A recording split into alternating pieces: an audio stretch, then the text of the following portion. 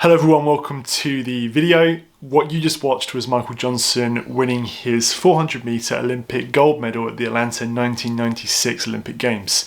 He also won the 200 meter event at the same Olympics, making him the only man to have won both the 200 and the 400 meter events in the same Olympics. He's also written a book called Slaying the Dragon. Now, I've read through this book, I've taken away a few key points that I wanted to share with you all today. So without further ado, let's get to it.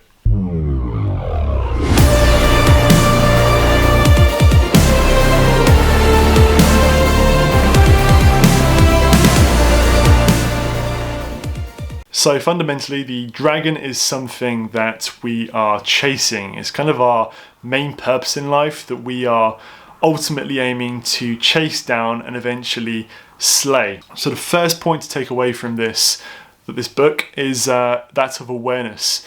Now, this is awareness of ourselves. So in order to understand what dragon it is that we are chasing, we need to work out what our purpose is in life and what our values are.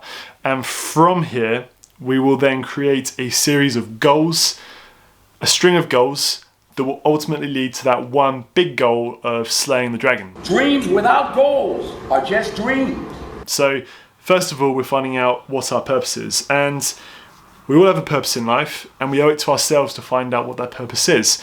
And we can do this by referring to the onboard computer that is within inside ourselves. So much like if we were to buy a car, the car's going to come with an onboard computer and it's going to tell you how that engine is running.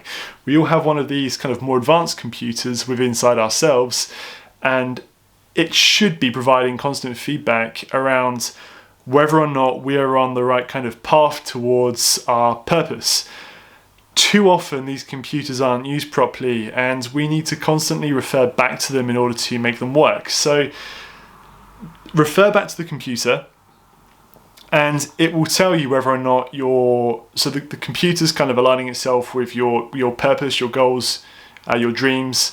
And if we're not paying attention to it, we could be going off at a slight angle. And ultimately, if we're going off at this kind of tangent, we're going to be setting goals for ourselves that we're going to find very difficult to try and maintain or even achieve, because they're not things that really we want to do. If you're doing something that you don't really want to do, you need to refer back to the computer and realign yourself with your purpose in life. Now, the second point is that of being on the mountain. So we're all on this mountain. There are many mountains, many peaks, and there are many climbers on the mountains as well. So we're on the way. We could be on the way up this peak towards this one particular goal at the top, and we need to take stock of where it is that we are. So pause on the mountain and take time to look both up and down the mountain. Firstly, look down to see where you've come. How far have you come from the very base of the mountain? Secondly, look at the different people that are on the mountain. Look at those people who are further ahead of you, further behind you. What have they done maybe to get further up the mountain than you are? What mistakes have they made that have kind of hindered that as well? And what can you learn from them? The second point is that of consistency. Now, this may seem blindingly obvious, but I guarantee to many of us it's something that we overlook on a daily basis. And that is this equation that Michael Johnson's put into his book, which is natural talent plus opportunity times hard work equals success. So we've all probably been in a situation where we perhaps work with someone who has insanely high levels of natural talent. Perhaps they're an 8 or a 9 on the natural talent scale, and we feel we are only a kind of a 6 or a 7 maybe. But they are inherently lazy and they're not very hardworking at all. The value of kind of dialing up on the hard work scale is often severely overlooked and underrated. If you were to just dial up a few notches on that hard work scale, the level of success you'll be able to attain will be far greater than you could ever have possibly believed in the first place. Now, in order to put in that level of, higher work, we need to be disciplined. So the first point is, don't trick yourself. Much like if we were to have a child who were trying to feed Brussels sprouts, fooling the child and tricking them into eating the sprouts may work once or twice, but if we try and trick ourselves into doing things that really we don't want to do, it's going to work maybe once max, and after that it's going to become painful trying to force ourselves to do things that we don't really want to do. So don't do that. Make sure, again, we're referring back to that first point around awareness, and that we're aligning what we want in life and aligning the goals that we're setting ourselves in life with something that we actually want to achieve, our core purpose. Secondly, take that discipline with you everywhere. And I watched a really good video on this, which I feel summarizes it perfectly, which I will play now. If you make your bed every morning, you will have accomplished the first task of the day. It will give you a small sense of pride, and it will encourage you to do another task, and another, and another. And by the end of the day, that one task completed will have turned into many tasks completed. Making your bed will also reinforce the fact that the little things in life matter. If you can't do the little things right, you'll never be able to do the big things right. So start off the day by making your bed and carry that level of self-discipline in all areas of your life. Thirdly, act in accordance with your thoughts and not in accordance with your feelings. So say you set your alarm to get up early one morning, you're probably going to wake up and feel like you don't particularly want to get up. And that's going to be your feelings talking, not your thoughts. So don't listen to those feelings telling you that, oh, your bed's cozy, you don't want to get up out of bed, stay in bed. Refer back to the goal that you set yourself, align yourself with that thought, think about that, and ignore how you're feeling. And that brings me nicely onto this story that I've heard around the idea of this will pass. So basically there was this old king, and one day his messenger runs up to him and says, "Sire, the kingdom's surrounded by this massive enemy.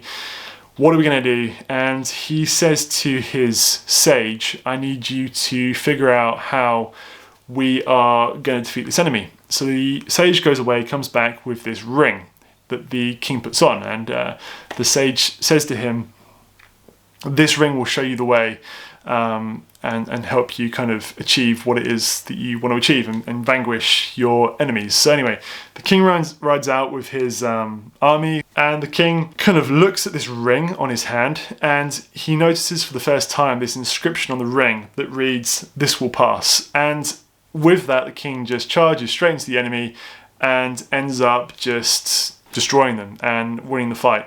And he kind of took from that actually this kind of feeling of pressure and of imminent defeat, it will pass, as with anything else in life. And after this battle, the king's back in his castle having a nice feast and celebrating his win, when he looks at the ring again and thinks about the words, "This too will pass." Anything that we're kind of afraid of, that we don't want to do, feelings of kind of despair, anything like that, they will pass.